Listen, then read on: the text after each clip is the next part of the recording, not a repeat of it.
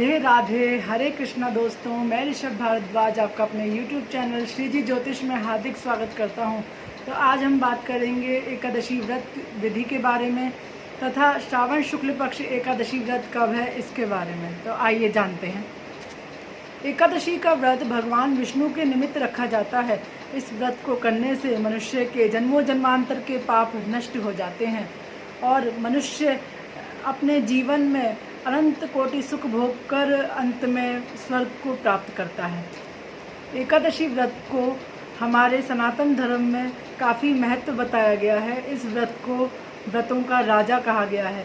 कहा जाता है कि मनुष्य मात्र एकादशी का व्रत कर ले और अन्य व्रत ना भी करे तो भी उसे सभी व्रत करने का फल प्राप्त होता है। तो आइए अब हम बात करते हैं श्रावण शुक्ल पक्ष एकादशी व्रत कब है इसके बारे में।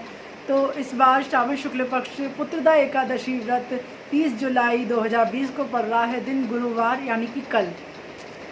इस दिन भगवान के बाल गोपाल स्वरूप की पूजा की जाती है। धूप दीप चंदन पुष्प नैवेद्य इत्यादि पंचोपचार पूजन से भगवान का पूजन किया जाता है या षोडशोपचार पूजन भी कर सकते हैं, ये साधक की अपनी इच्छा है।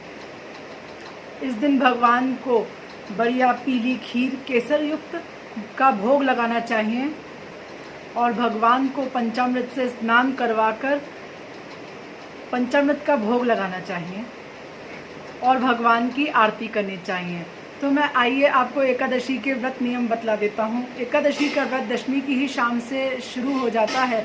दशमी की ही शाम से साधक को अन्न का त्याग करना चाहिए। अगर वह ना रह सके तो रात्रि में वह दूध या फ्रूट्स ले सकता है और अगले दिन एकादशी के दिन साधक को स्नान आदि से निवृत्त होकर भगवान का बताए गए अनुसार पूजन करना चाहिए पंचोपचार विधि से या षोडशोपचार विधि से, और फिर अंत में आरती करनी चाहिए। एकादशी के दिन भी साधक को फलाहार का कुछ दान करना चाहिए, फ्रूट्स या दूध चीनी इत्यादि का। इस दिन साधक को एक टाइम ही फलाहार का सेवन करना चाहिए। फलाहार में या तो साधक सेंधा नमक कुटू सिंघाड़े से बने फलाहार का सेवन कर सकता है या वह मीठे फलाहार का सेवन कर सकता है शाम के समय। और शाम के समय ही एक देसी घी का दीपक तुलसी माता में अर्पित किया जाना चाहिए। साधक को रात्रि जागरण करना चाहिए और अगले दिन द्वादशी को कुछ भी दान कर ब्राह्मण को भोजन करवाकर या सीधा निकालकर सीधे में आप गेहूं का आटा या चावल का दान भी कर सकते हैं। दक्षिणा आपको अवश्य देनी है।